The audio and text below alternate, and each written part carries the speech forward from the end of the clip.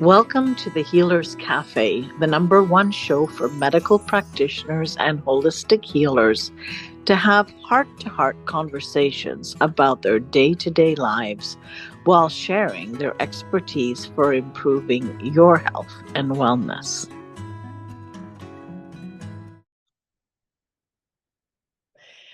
Welcome to the Healers Cafe. And today I have with me Mikael Kohan, and he's a life coach. He's also had a very interesting life, which I think often people who end up being successful life coaches have a life that is varied and that they've had to bounce from different ways of looking at things and different exposures. So I wanted to just start actually, first of all, thank you for being here, but also tell us a little bit, you know, from Wall Street to Hare Krishna to like it's All right, so we're gonna have to start. buckle up and I'm gonna have to tell you a life story. So audience, if you're listening, enjoy the drive, enjoy the chores, enjoy the walk, enjoy the workout while I tell the story. So let's see. Originally, I was in graduate school. I finished up my master's in clinical psychology, and I was doing my internship in psychotherapy, going to then get my PhD in psychology when 9/11 happened. I don't really remember a lot about 9/11. It's fortuitous that we're having this conversation at this time of the year for obvious reasons because 9/11 is right around the corner. I remember being in New York City. I remember being in Building 4, waiting for friends to go out to have a drink, and then being in New Jersey. I remember running down Broadway as Building 1 was coming down and the earth was shaking and the dust and the debris was just coming over us like an ocean wave. And those are really the only two sort of memories I have. And the next thing I know, I ended up in New Jersey, my parents picking me up and bring me, and I don't remember how I got out of this city. I don't know if I got a ride, took a train. I just remember ending up in Newark and somehow getting like picked up and brought back to New Brunswick where I was in school. While I was doing my counseling, I was doing an internship also at a crisis youth center where I was working with inner city gang kids and troubled youth from both inner cities and rural areas that had abusive parents and had behavioral issues. And I was working in the kitchen, and this was around and a kid tried to stab me with a knife because I wouldn't give him a needle and thread, and he basically flipped out and had access to a knife and stabbed me in the arm. And afterwards, I was like, "Fuck this!" Sorry for my language, and was like, really just had a like humanity is awful. I don't want anything to do with anybody ever again. I went out to California where my parents lived and try like I come from a divorced family, so my dad and my stepmother in California. So I went out to California to try to figure out what I should do next. And my dad's like, "You should go get a corporate job," like thinking like, "Oh, that's the traditional path," like trying to help me. So I said, "Okay," and I ended up somehow getting a job working in New York City after 9/11 of all places. And I found my self over a course of a few years working in corporate finance, specifically working in an industry that is called the real estate investment trust industry. So I worked for private equity firms and hedge funds and mutual funds buying real estate and developing real estate, the backbone of the housing crisis of today. Yes. So I understand exactly what's going on. When I tell people that the system is rigged against you, it Yeah. really is. One of my former companies I work for has over 3 million vacant apartments specifically kept vacant to increase rent and decrease wear and tear on their property to make more money, and they sell the vacancy at a tax shelter loss. We can get into that if you want to another time. Wow, that's interesting. Yeah, but Yeah, totally messed up. And we can get into that if you want to another time. So I'm off my path where I want my purpose in life is to help people. Now I'm in New York City, which is the pressure cooker of the world. I'm working. I'm not the smartest person in the office. I mean, I'm working alongside people who have MBAs and PhDs in economics and from Harvard and Yale and Princeton, but I outworked you. If you came into the office at 8, I came into the office at 7. If you left the office at 10, I left the office at midnight. If you worked on Saturday, I worked on Saturday and Sunday. Well, how do you work, 140 hours a week and function? Well, you do drugs, right? So I was started off very small. I would get a prescription for Adderall from one doctor. And then I got a prescription for Adderall from another doctor. Then I had a prescription from Adderall from another doctor. So I had 3 prescriptions of Adderall, and I wasn't taking them orally. I was taking them in various forms, which we all know we do through the nose and the mouth. And I was doing fine for a little while. But what happens after a while? You can't sleep, right? You get strung out on Adderall. So then what do? You go to another doctor and you get a prescription to Xanax, and you get another doctor and you get a prescription to Percocet for your back, and you go to another doctor for Vicodin for your back pain also. So I basically had 6 doctors giving me 6 prescriptions. Now, this is prior to the opioid epidemic, so there wasn't the sort of medical records that we have today. This is before the ACA. This is early 2000s. So I, on paper, looked like I had it all. I was what, 28, 29 years old. I was making almost $500,000 a year, living in New York City.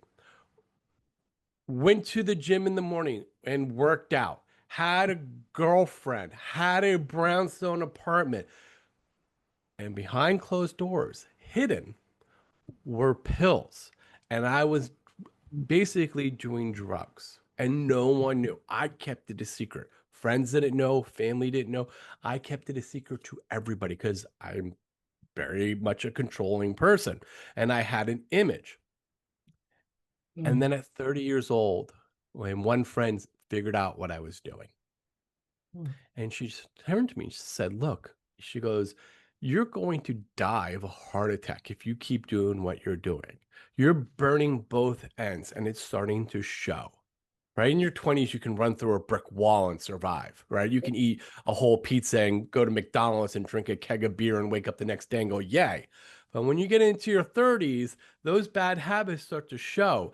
And I started to gain weight. I started to become obese. My skin started looking bad. People started to notice behavioral issues. And she recommended me to go see a therapist. How do you think I acted in front of the therapist? Like you didn't need them and you knew it all. Yeah, I have a master's in psychology, right? I have clinical therapy. I know exactly what you're going to do when you come sit with me. You're going to psychoanalyze me. I'm going to psychoanalyze you right back. After about 6 sessions, the therapist turned to me and said, "You have a psychology background, don't you?" And I laughed. I said, "Yeah, how do you know?" He goes, "Because you're psychoanalyzing me as I'm talking to you. You're manipulating me as I'm trying to help you." He's like, "What?" And so I explained to him my background. And he said, "Do me a favor." He's like, "Just come into my office and we'll play cards or do something together. But what I want you to do is I want you to do something healthy for me at least once a week." And I was like, "All right, I'll do that. Like, this is what I need to do to like make you happy." And my friend gets off my back. I'll come in, I'll play cards with you, and I'll do something healthy. And he said, "Here's what I want you to do. I want you to go take a yoga class once a week. And I won't bother you. Well, you'll come in, you hang out, and you'll go home." And that's what changed my life Wow, crazy. because I was overworked. There was Yeah. only one yoga studio I can go to because they had a 9 o'clock yoga class, 9 p.m. And it was a yoga studio called Jivamukti. And this was in the mid 2000s. This is before yoga was everywhere, before Mhm. Instagram, before social media, before yoga pornography was prevalent, right? Before people practiced yoga in underwear and became famous. And this yoga studio turned out to be the mecca of yoga. It was owned by Sharon Gannon and David Life. It was owned by Sting. All these famous people would go practice yoga there. I didn't know. And I just fell in love with it. Mm. And it transformed my life for the positive. I began Wow. to slowly wean myself off of drugs, started developing healthy habits. I started feeling better about myself because, as a heteronormative man, go to a yoga studio, especially in the early 2000s, what do you see? A bunch of beautiful, athletic, fit women that I Mm. wanted to be hooking up with, right? So I Yeah. got really into yoga. But as an extremist, I took it to the other side and I Right. went all the way to the other side. And I ended up finding myself at 33 years old, quitting my job, pursuing a passion of yoga, and becoming almost a Hare Krishna monk. So Yeah. I'm on one extreme in my when I'm 30, right? Mhm. Mhm. Super corporate, greed, workaholic, drug and alcohol, toxic individual, like horrible human being, treating people like garbage, to Mhm. the other extreme of money is the root of all evil, can't work, we should pray, we should chant mantra, to the other extreme. And I found myself on the other side, suffocating as well, Mhm. because I was going from one to the other. Yeah. And I did that for about 3 or 4 years, where Mhm. I was finding the walls closing in on me because Mhm. I was not my authentic true self. So around 36 years old, I packed up all my belongings, sold everything I owned and moved out of the city to Mhm. start over and to really find a way to be sort of like the middle, my authentic self. And that's when I decided to teach yoga for a living. But I found I couldn't make a living teaching yoga. I loved it. Loved teaching yoga. It was great. I loved it. But I couldn't support myself. And so I asked myself, what do I love about teaching yoga that I can support myself? And I went, oh, I love helping people. That's what my calling was. Mhm. And I was like, well, I have this master's in psychology. I have an associate's degree in religion. I have all this yoga practice. Maybe I can do something with that. And that's how Right. I became a life coach. Interesting. Yeah. But it does afford you more freedom, right? Like, Yeah, I mean, I tried going back down the psychology route and being a yeah. therapist, and I really just don't like it. I mean, it's not that it's a bad thing, it's just not for me. I love sharing knowledge and I love teaching. So I don't like just sitting having the same conversation with somebody every week, right? Right. Or Right. it's just like, tell me how, like, I think there's a purpose for that. I think a good therapist does help people. And Mhm. think a good therapist gets them ready for a life coach. And so I do partner with a lot of therapists Mhm. in my coaching practice. I think it's because of my background, I'm able to work with therapists. Mhm. But what I like is more of the dialectic teaching. I like teaching people emotional intelligence. I like teaching people beliefs and their default mode network. I like teaching about overthinking and catastrophizing and what worry is and understanding their relationship to fear and imposter syndrome. I like teaching those aspects rather than sitting and discussing their childhood trauma and their Right. present. It's like life skills, right? That they can then empower themselves and do, Yeah. whereas in the therapeutic model, you're more the fixer. And in a sense, you hold the power, right? At least in the dynamic often seen, right? So what I do that what I find problematic in my industry as a life coach is people think a life coach should tell you what to do. Mm, And I tell every client I ever worked with is if anybody tells you what to do, run mm, as far away as you can from that person. That's not the job of a life coach. That's not the job of a therapist. That's a cult leader. I know cults. I right. joined them. I liked them. I know exactly what a cult is. I joined a yoga cult. I joined religious cults. I know what a cult is, right? Mm, That's a cult leader. This is what you should do. A life coach teaches you the skills for you to become more self-aware so mhm. that you then make the decisions yourself that's right for you. That's all Yeah. the job of a life coach is. It's to teach you to understand who you are as a person Mhm. and to then look at how you're living your life and then apply that knowledge, right? So I teach clients like any corporate executives, moms, people that just graduated college. I teach them, like I start off with like emotional intelligence, right? What are the five components? How to be more self-aware, what the foundations of self-regulation, negativity bias, understanding emotion, motivation, and neuroassociative conditioning. And that helps them evaluate how they're living their lives. So Mhm. then they begin to see where their imbalances are. And then when we go on to the next challenge, and then the next challenge, like the limiting beliefs. So also I'll break down how beliefs are formed, what is the difference between self-awareness and self-blame, why we internalize beliefs, what is the difference between actual and perceived beliefs, and what happens when our values and beliefs contradict, and how to assess and reevaluate and realign them based on current circumstances. This is the job of a life coach, right? Mhm. The job of a life coach isn't, well, you should wake up every morning at 5 a.m. and meditate and do yoga and write in a journal before you start the day and get your kids and work your 10-hour day. That's not the Mhm. job of a life coach. That's an author selling a book. Fair enough.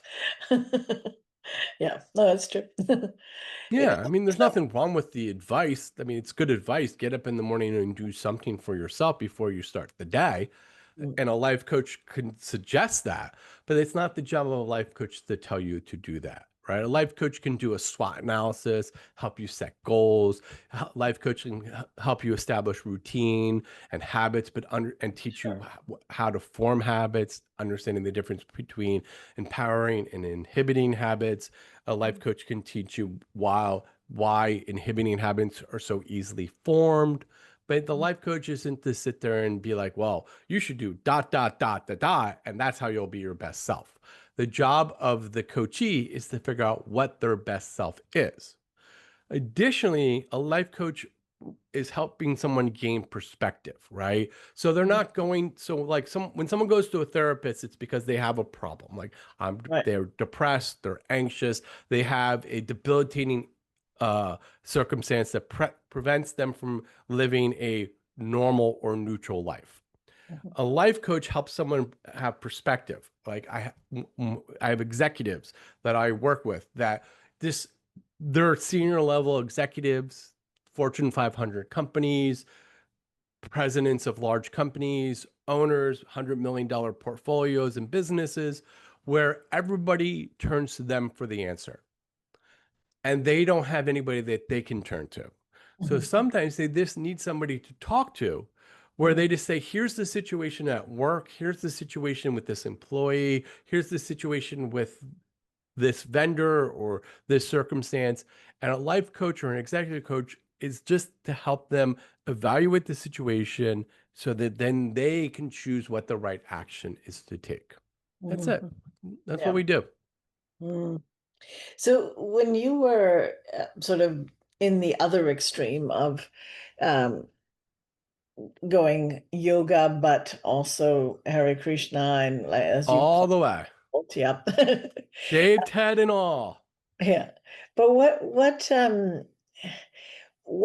the pivotal thing? Like you said, you were aware of like the walls closing in, but what was it that gave you the self-awareness that this too was not the answer? Like, because you ended up teaching yoga, so it's not like you thought, oh, it's all wrong. But how is that connected to, let's say, in a session with people, right? You as a life coach, how would you bring out what it is that you experienced in that transition yourself? I guess that's my question.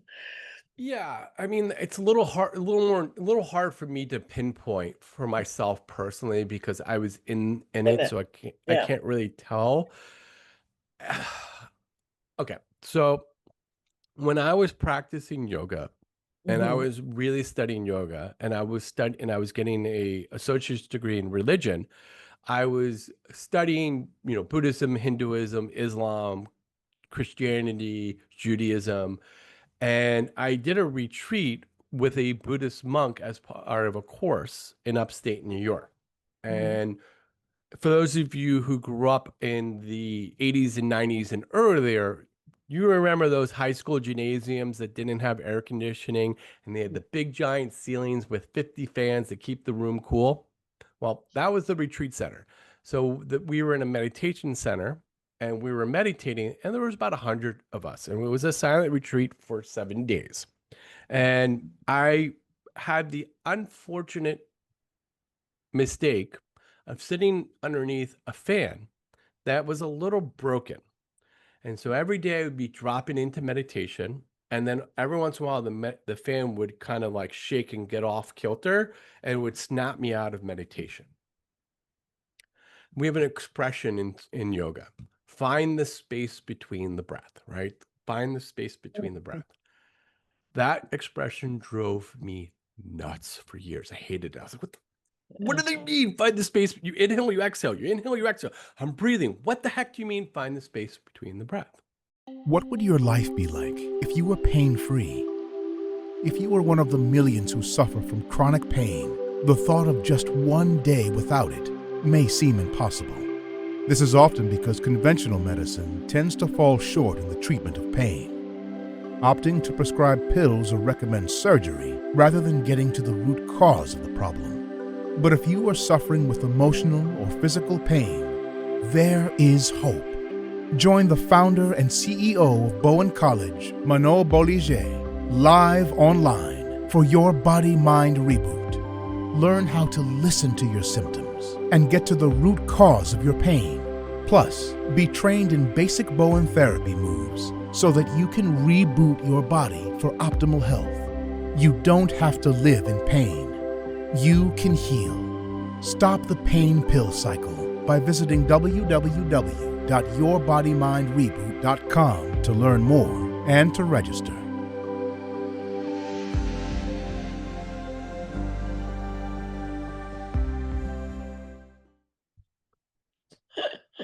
We live in this state of overwhelm these days, right? Mhm. We wake Yeah. up.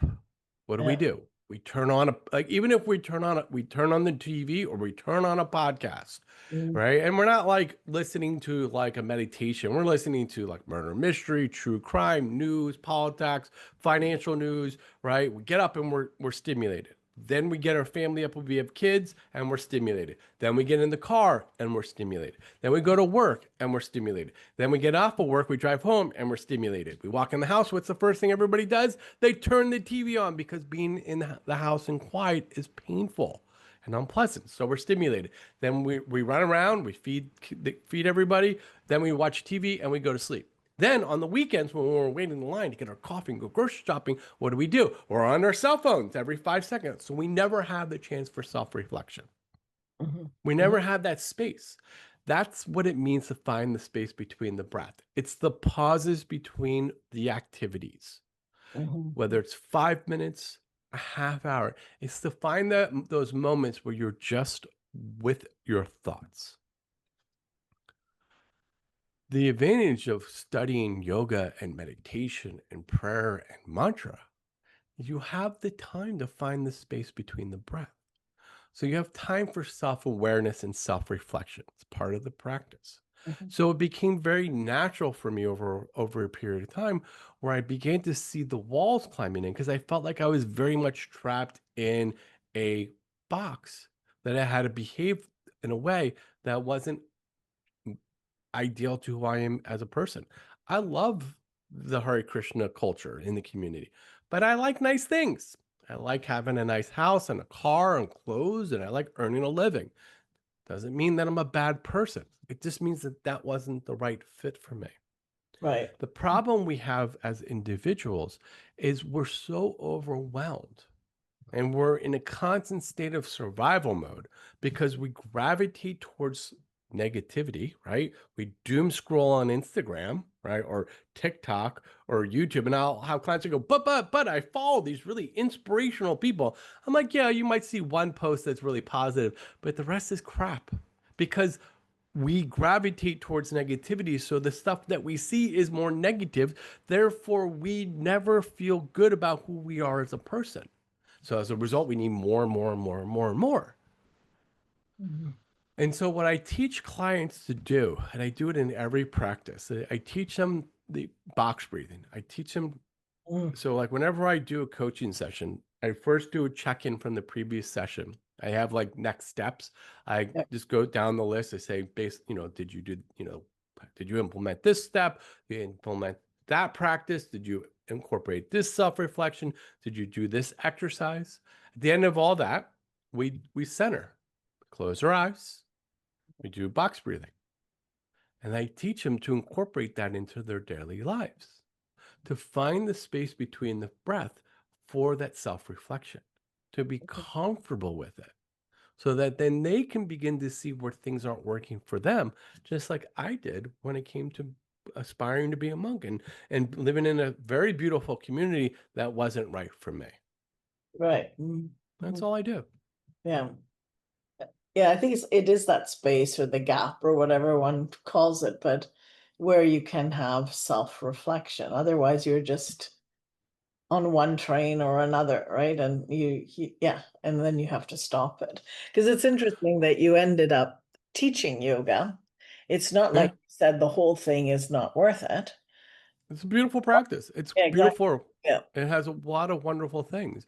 Yeah. It's just what I have found is with a lot of people is we keep looking for the complex and the simple, right? Mm, Most of us, it's like I was reading this article where like 70% of people that work from home feel lonely. And I'm like, I work from home. I don't feel lonely. I'm like, oh, wait. It's because I go to business events every week. So every week I go to some sort of like at least twice a month I go to a business meeting where they're teaching. There's a workshop and a seminar, and at least once a month I'm going to like a cocktail hour like small business owners in my area. And I mm, go and I play pickleball and I go to the gym. I'm like, oh wait, it's as simple as that. It's like you can work from home and feel lonely, or you can work from home and choose to get out of your house to not feel lonely. It's this The simple seems too easy. Simple doesn't mean easy. It just is simple. Sometimes the simplest things are the hardest things to do. And yeah. I find that that's like a growing thing for us as a culture. It's like the more Mhm. stuff we have, the more wealth we have, the more Yeah. isolated, the more lonely, and the more trapped that we become, Mhm. Mhm. and That's if true. we I just mean, look for even those simple things. yeah, like I mean, community is a simple thing. Yeah, it's I, why I'm moving. I live in I like to say the gilded prison right now. I live in a classic suburban, community where everybody doesn't know their neighbors and everybody's either in their house or in their backyard with the giant privacy fence.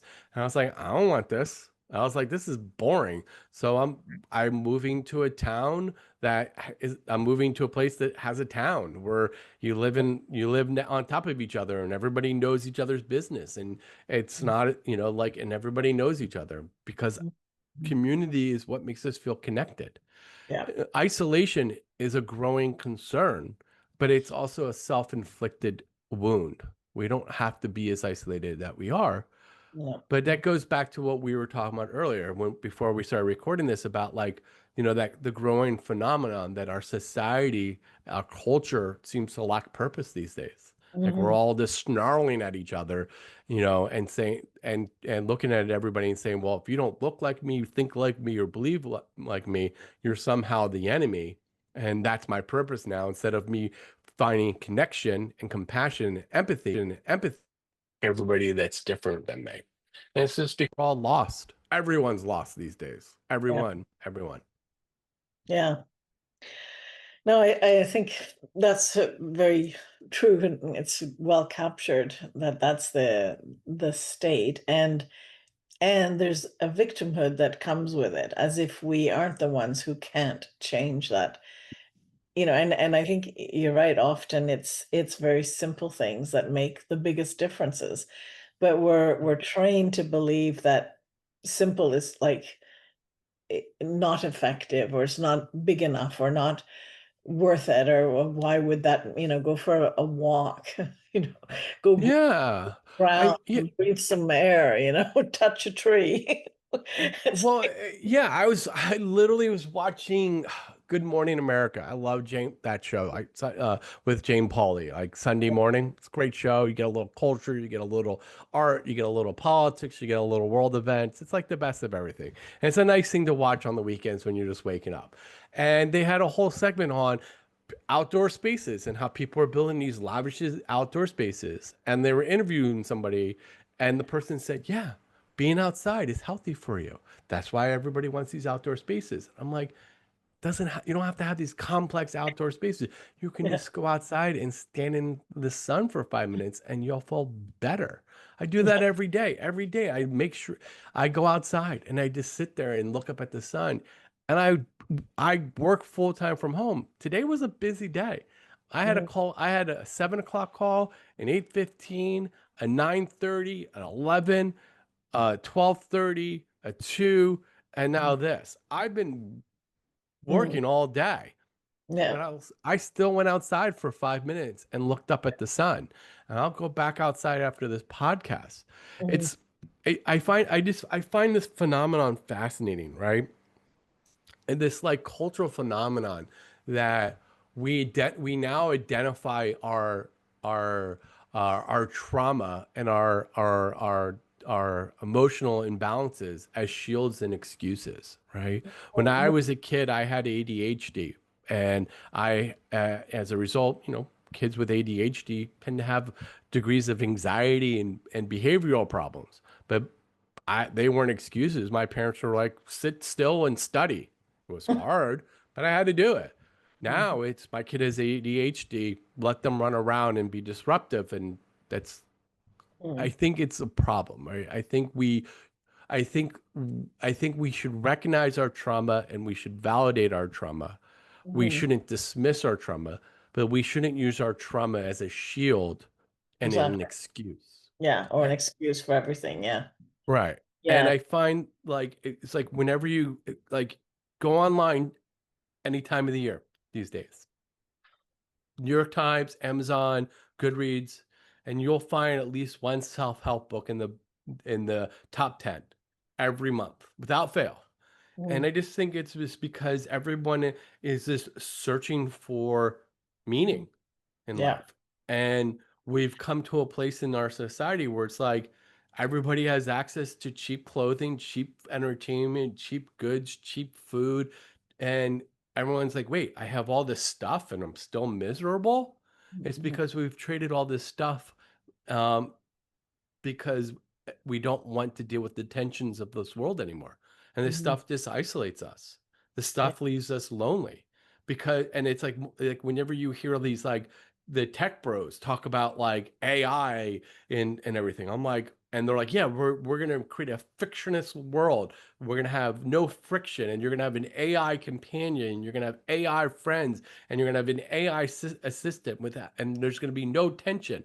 Well, that's not gonna make you feel better because yeah, tension is part of life. Like you can't yeah, walk without tension, right? Tension is what keeps you standing. Like there's tension between you and the earth. When you mhm, walk, there's tension on the earth. When you touch something and you grab something and when you hold something, there's a tension between you and the object, right? yeah, Tension is what makes us alive, mhm, right? Without tension, we don't have any joy, right? You yeah, can't have pleasure without pain.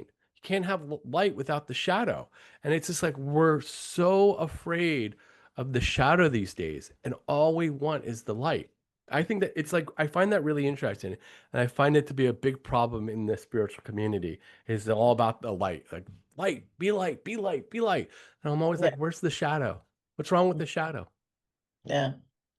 Yeah. Well, I think that's uh, the exercise of being present, right? In and of itself is is attention, right? It's a contrast Yeah. between being present and then re-being present, because there's that gap where you weren't aware that you were not present, right? And Yeah. that, even just sitting and, looking out the window, or, I don't know, we don't have a television, so I'm really outside of the culture in that sense. I have no idea what's going on. I do, see social medias, and I'm like, wow, it's a crazy kind of world. But people could say, oh, you must be so lonely, what are you doing? It's like, I do things I love. I love doing interviews. I used to have a license to help people. Now, okay, I'm so-called retired, but it's like, part of it is just being with nature, being with people that come your way. There's conflict, there's not, it's observing all of this and just being Right. yourself, and I think there's a kind of a What's wrong with conflict? exactly, What's wrong with disagreement? I yeah, can't, I get nauseated by my friends on both. So like as a life coach, I yeah, coach people all over this country. mhm, I coach people north, south, east, west, up, down, right, left, in the middle. And I find that everybody's the same. mhm, Ultra right, ultra left, super religious, atheist, spiritual, agnostic, straight, gay, but it's having to heteronormative. label. It's having, Everybody's the same. yeah, Everybody has the same challenges, the same wants, the same needs. mhm, Sometimes we label it a little differently. Sometimes somebody has a little bit, sometimes we have a little bit more extreme in one category than the other, of course, right? Trauma's trauma. Some people have it a little bit harder than others, but by and large, unless we're an outlier, right? Unless we have severe trauma, right? mhm, Physical harm, emotional harm, like extremes, violence in our lives, like unless we have those extremes, and those are real and we shouldn't ignore mhm, them, we all have the same wants and needs, but mhm, we're afraid of the tension, we're afraid yeah, of the conflict, right? I tell this to every client whenever I'm working with them. I'm like, right now we're working on this problem, right? Maybe you have imposter syndrome. I'm like, here's the problem. You're either always going to have imposter syndrome, or you're going to learn to work through it and then you that's won't it, have imposter syndrome. But guess what? You'll have something else next. yeah, yeah, That's why it's called a project. That's why I call my business the Elevate Life Project. Life right, is a project, right? You're always working on something. My emotion that I struggle with is anger. There are times when my anger will get the best of me and I'll excessively ruminate for hours. I don't rage and throw things and scream and yell and diminish people, but I'll ruminate. I'll just sit in it, right? And just sit in it and sometimes silently sit in it. It's an emotion I have to work on, right? mhm, And right, I've been working on it for 20 years. I mhm, don't allow it to control me, but it is my shadow. yeah, And too many times when we look at our shadows, we look at our problems and go, oh, those should go. Once those go away, I'll be happy. Finally, I'll be a good person. And I tell every client, your yeah, problems are not to go away. They're yeah, what make you a better person if you look at them as mhm, opportunities and say, what can I learn here to improve upon? So as a yeah, result, because anger is a challenge for me, I have more empathy. I have more compassion. I'm able to recognize my mhm, emotions a little bit better because I know that it's destructive if I let my anger take right, hold. mhm, That's all shadow work. mhm, yeah, exactly, yeah. Yeah. You know what, Michael, our time is up Uh, already. no Is worries. how do people get hold of you, and how, tell us a little bit more, if people, because I'm assuming they don't have to be local, people, Nope. so I tell have us a little. clients in Australia. I have clients in Europe. I have clients in most of my clients. I would say like 80% of the people I work with are in Canada or the United States because, the time zone purposes. Europe is good too because of the time zone differences. Like, it does work a lot easier. Australia is a little tricky, I find sometimes. I have to like kind of be like, it's like Friday when it's Thursday, so it's a little weird sometimes, but I make it work. Yeah. So yeah, I work with everybody. If you go to my website, elevatelifeproject.com, you'll Okay. find my newsletter, my blog, coaching articles, my quiz where you can figure out your life purpose. And then additionally, if you're just looking to explore coaching, I always offer one free coaching session. It's how I started my business 15 years ago. So I do it to this day, no strings attached. Great. Well, thank you very much for sharing your time with us. And yeah. Yeah, yeah. Thank you for joining us at the Healers Café. If you haven't already done so, please like, comment, and subscribe with notifications on as I post a new podcast every Wednesday with tons of useful information and tips for natural healing that you won't want to miss.